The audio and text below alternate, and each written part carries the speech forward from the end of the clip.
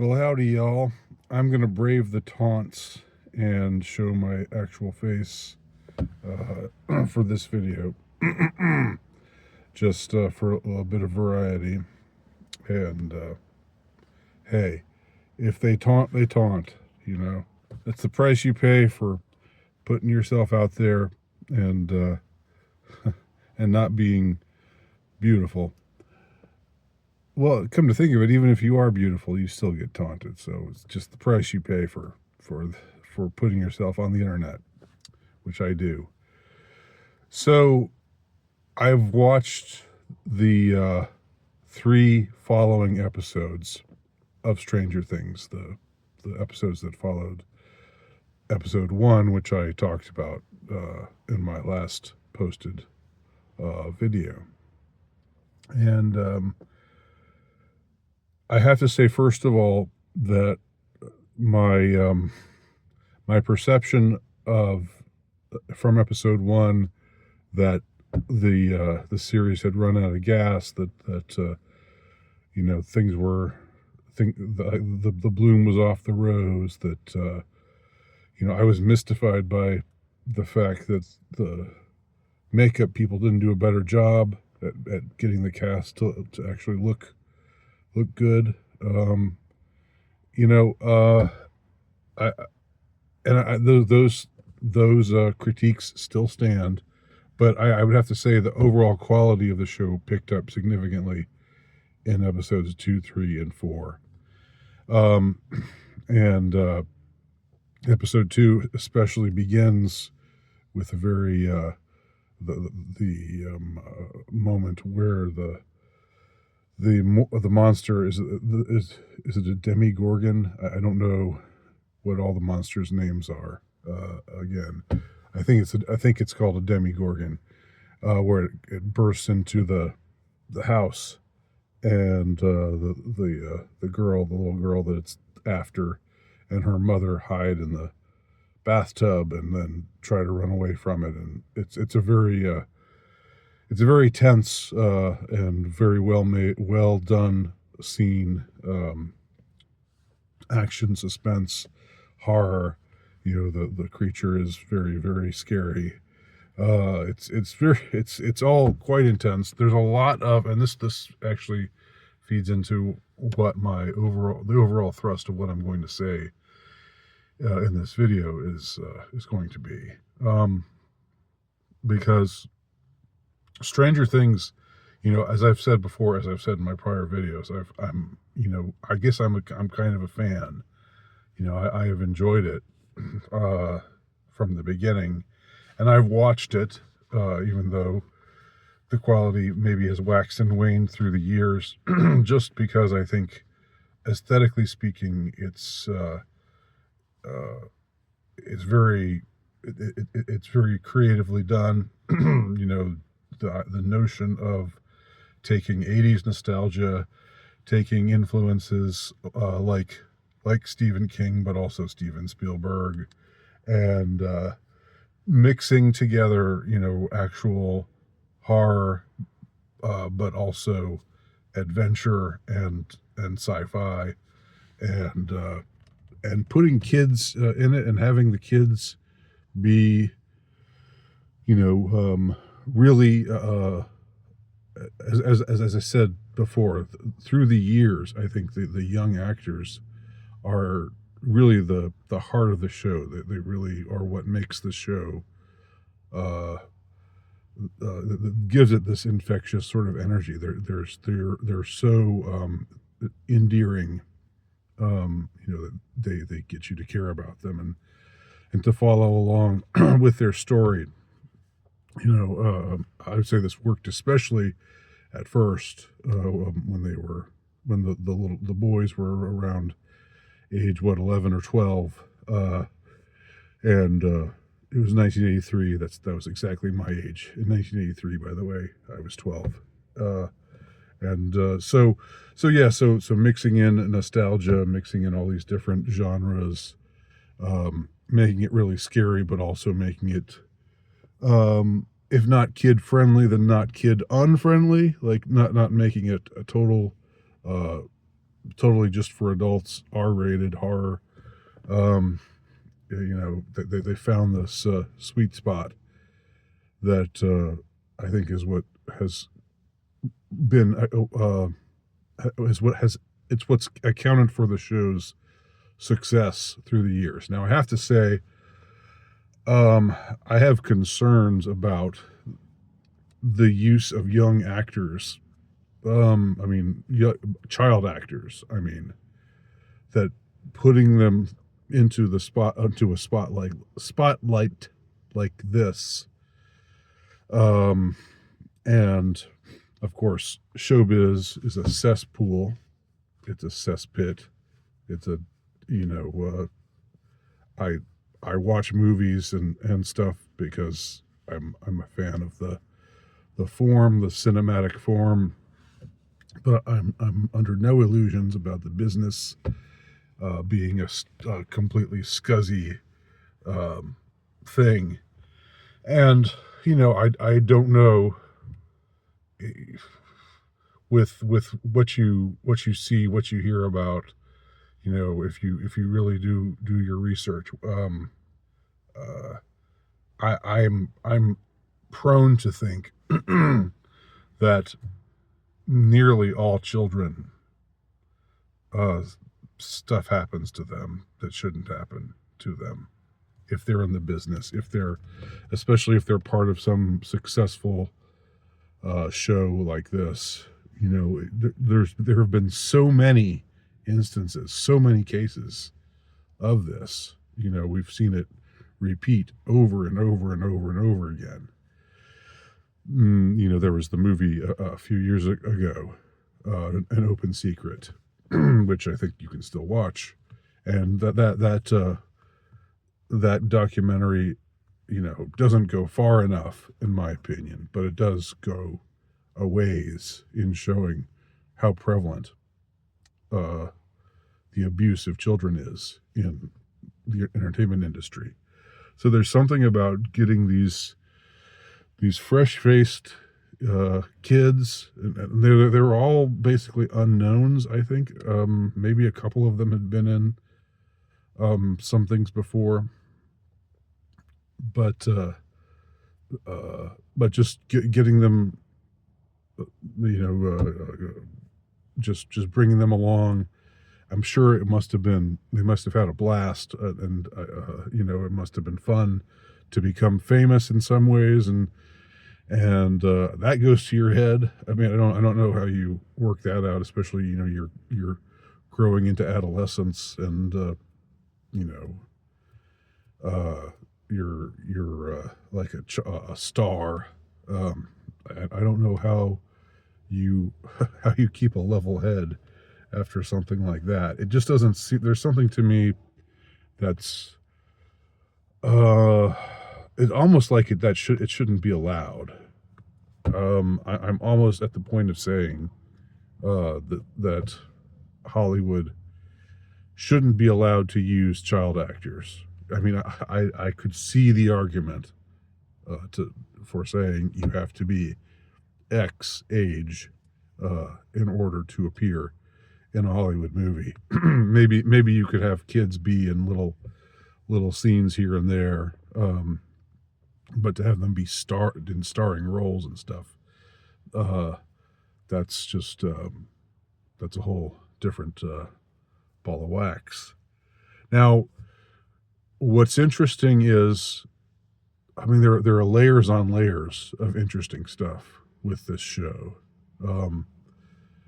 The show was originally called Montauk. It was originally going to be explicitly about what some people call a conspiracy theory that young people, children, I think they were mostly boys. You hear about the Montauk Boys, and there are a few documentaries about the allegation that these boys were recruited and used because they had perceived psychic powers, and that the intelligence services at a camp at an army base called Camp Hero, which is at this spot near the town of Montauk, New York. That they had them in this facility, something very similar to what you have in Stranger Things, where we find out about what happened with the character of 11, Millie Bobby Brown's character, how she's one of these kids that got experimented on, and got these learned to acquired these psychic powers like telekinesis and so forth, but only after going through this grueling and abusive. It's never clear whether they don't directly show sexual abuse, but it remains hovering there as a possibility. So the show in itself is it is partly based on this. It is very explicitly based on this Montauk story, which some people doubt the factuality of, because the claims are so wild and crazy as far as what they said these boys were able to do. They were able to conjure up monsters in their minds and make them real. They were able to do remote viewing, to time travel, to travel to different planets and see what's going on, and just stuff that really does sound implausible, but at the same time you hear the alleged some of the alleged people who were there, and they don't sound like they're fabricating this stuff. So it's up to everybody who's interested. It's there's no smoking gun, but you can explore it for yourself and discern it for yourself. So the show, part of the horror of the show, is based on mind control. It's based on the use of children to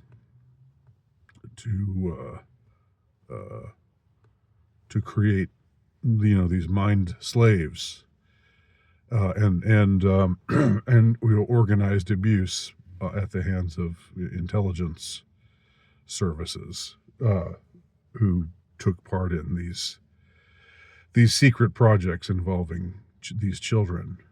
Now, season 5, the final season that we're seeing now, kind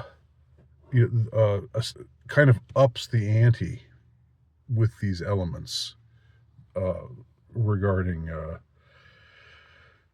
child abuse and so forth, because it turns out that in season 4 we found out that this creature called Vecna, this super powered evil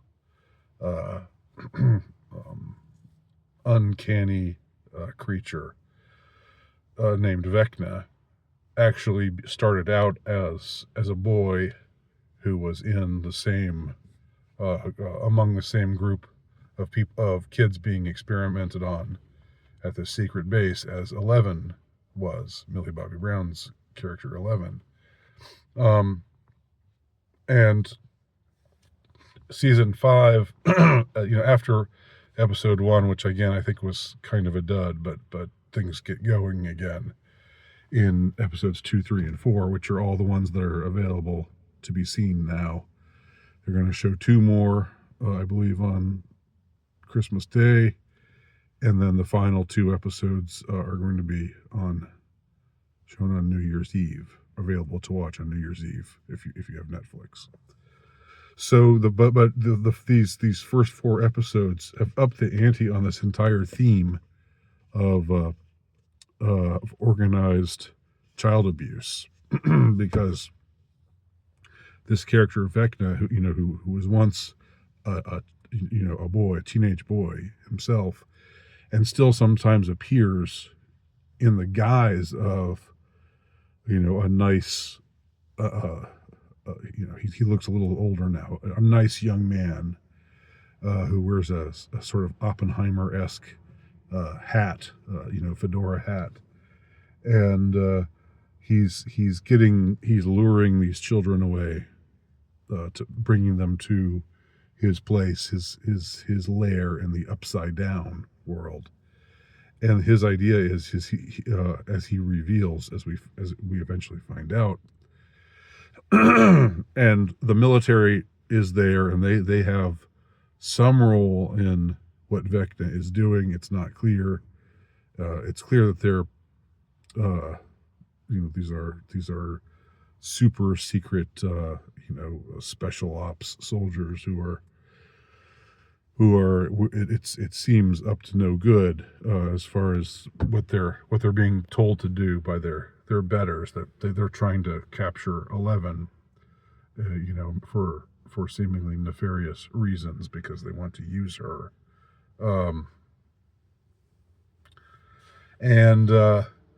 So it seems that in some ways Vecna, is in league with these military people, but at the same time, I think Vecna has his own agenda, that's apart from the military types who are trying to control him, or maybe harness his power to create a new weapon or something like that.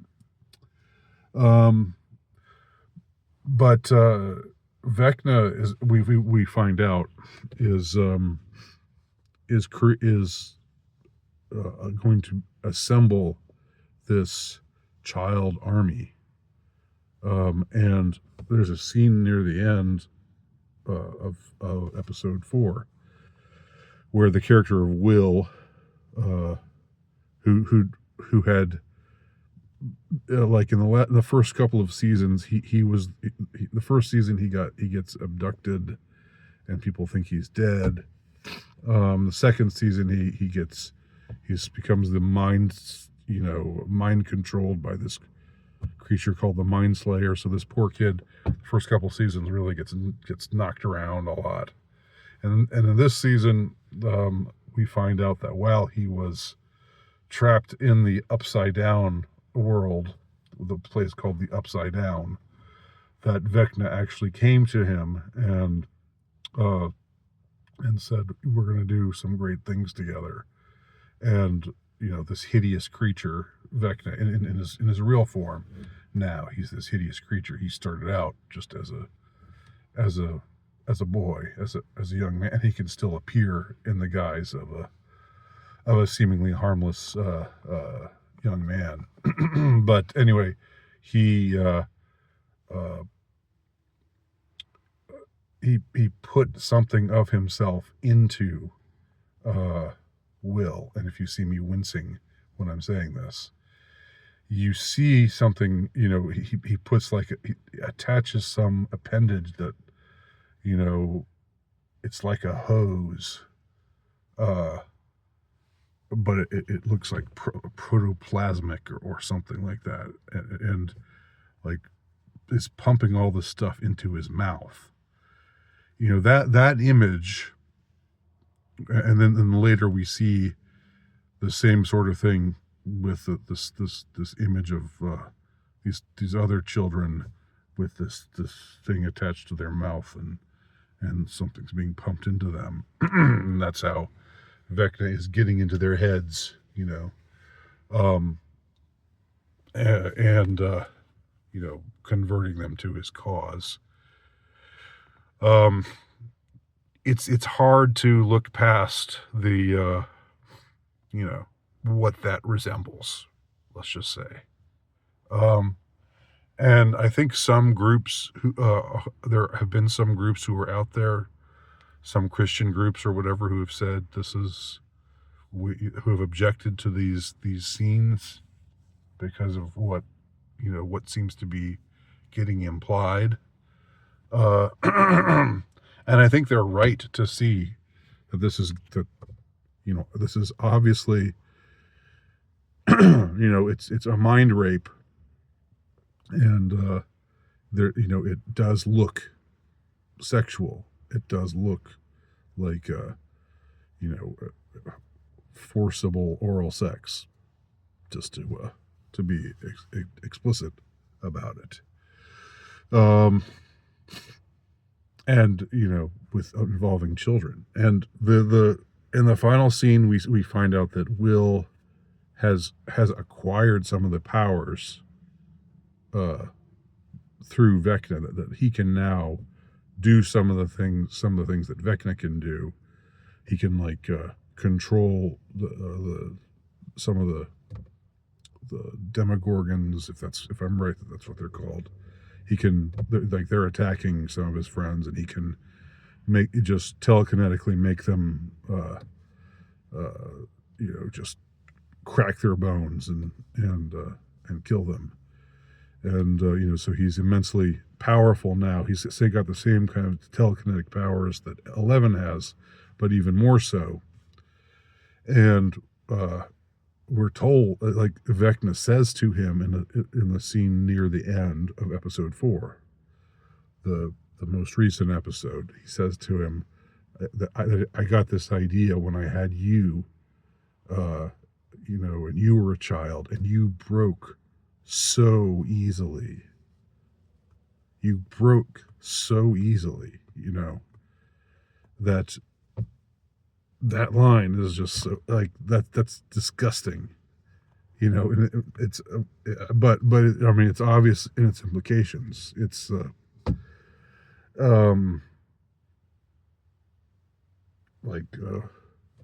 it means something metaphorically, but also you can't help but see the what's kind of being implied there.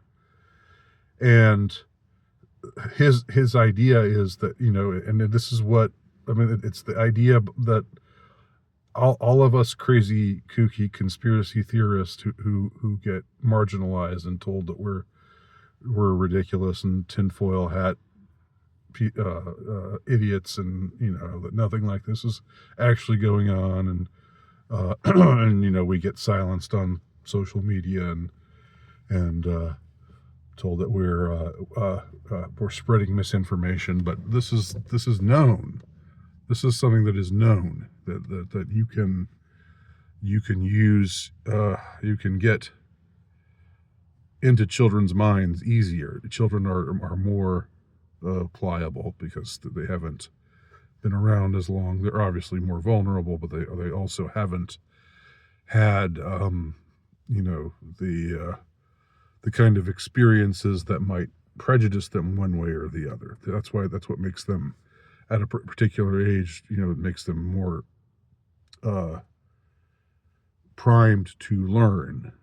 When you're growing up, your mind is growing, and you're primed to learn certain things, and that can be used for good or for ill.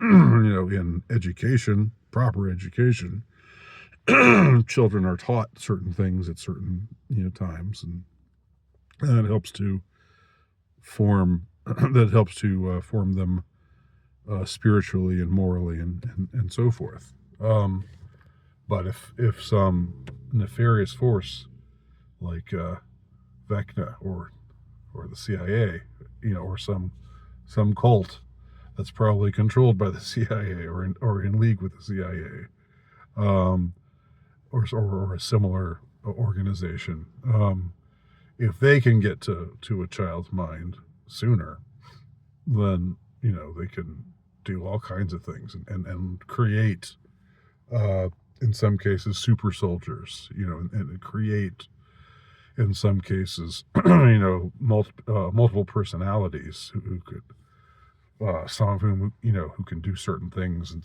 but through subjecting them to trauma, through all this kind of stuff.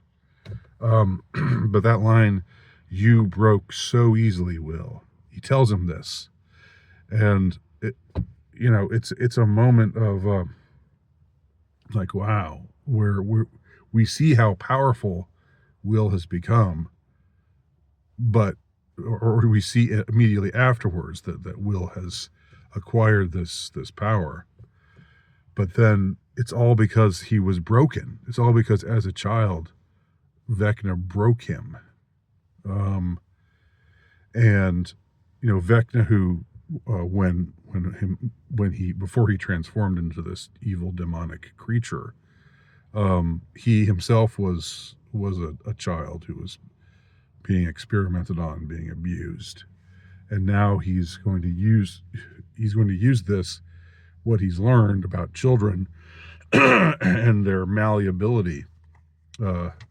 He's going to bring some other children in to his service, and he'll be able to break them too. He suspects, just as easily as Will broke. So the contrast. What's powerful about this scene is the contrast between hearing "you broke so easily," which sounds like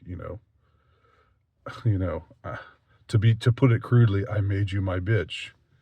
And that's what he did, metaphorically and perhaps otherwise. And that's how it's done. So what I'm saying is there's a lot that sort of gets revealed about the stuff that goes on I think, I've talked about shows and movies that reveal stuff that I've talked about, what was that movie from the 90s? Wag the Dog, which at the time when I watched it, I thought, because I wasn't into this conspiracy stuff at the time. I was just a normie conservative, and I just thought, this would, this is a depiction of a world that, what if things were really like this? But of course they're not. They can't really be like this. But now I look back at that movie and think, this is a revelation of the method. This is the elites flexing their muscles for us, or showing us who they are. And then there have been other shows like True Detective, especially season 1 of True Detective, where I believe the maker of the show actually has, there's no way of knowing for sure, but my suspicion is that he actually has an agenda of exposing it. In other words, that he wants the world to know that these kinds of things are going on, and he's using this medium to expose it. So, it can be, these kinds of things can be shown either as a sort of revelation of the method, because they have to show who they really are, to let us know who they really are, so that they think, because by doing that, they think they have plausible deniability, i.e., well, we told you who we really were. Why didn't you believe us when we told you? That's sort of the idea behind why they do the revelation of the method thing. And so a lot of what you see on these kinds of subjects is just that sort of thing. I believe that True Detective, I believe the maker of True Detective, Pizzolatto, I think is his name. My impression is that he might be a force for good. I don't know for sure, but my impression is, because of my overall feeling about that show and the tone of it, the thematic structure of it, that he actually knows about these things and wants people to be educated and aware.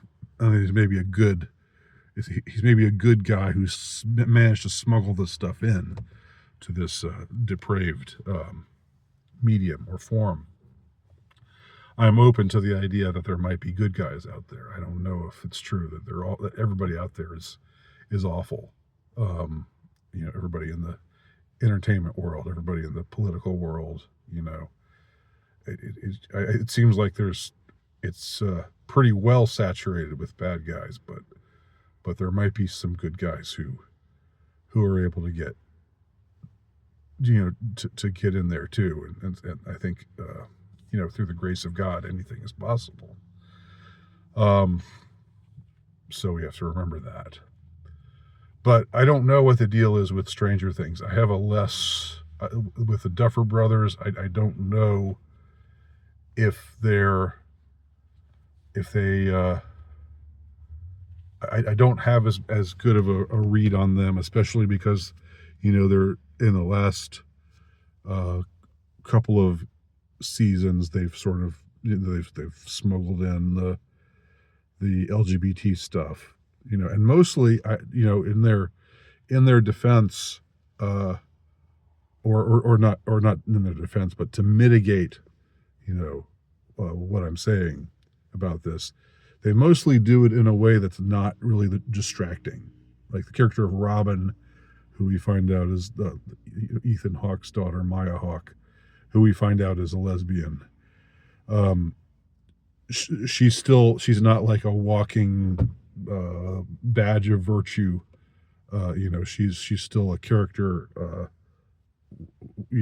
a full-bodied character, and it's not just all about making her look good because she's a member of the protected group. Um, but the idea, the fact that they have to make that kind of deal where that doesn't have to enter into any of this at all. We don't have to know everybody's orientation. Um, you know, we don't have to have gay stuff in a major miniseries broadcast on Netflix. We don't have to, but apparently we do have to, because the powers that be say that we do.